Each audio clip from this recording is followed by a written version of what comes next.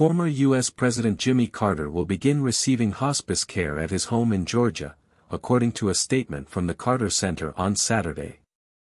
After a series of short hospital stays, former U.S. President Jimmy Carter today decided to spend his remaining time at home with his family and receive hospice care instead of additional medical intervention.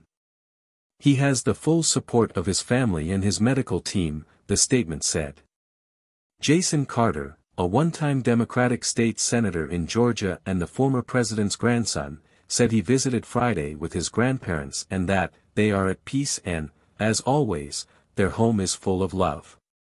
Jimmy Carter _ Willie Nelson _ photo courtesy of Jimmy Carter Presidential Library _ Gallery. The making of a rock and roll president. Jimmy Carter, who turned 98 last year, became the oldest living U.S. president in history after the passing of George H.W. Bush, who died in late 2018 at 94.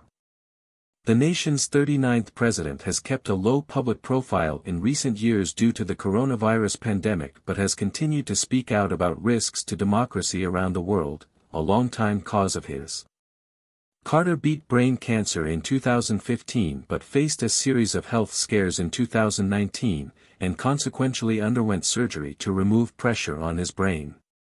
His health woes forced him to give up his decades-long tradition of teaching Sunday school at Maranatha Baptist Church in his hometown of Plains, Georgia.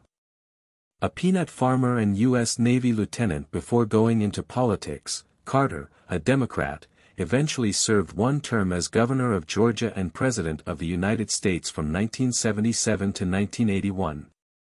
The former president is widely revered for his championing of human rights.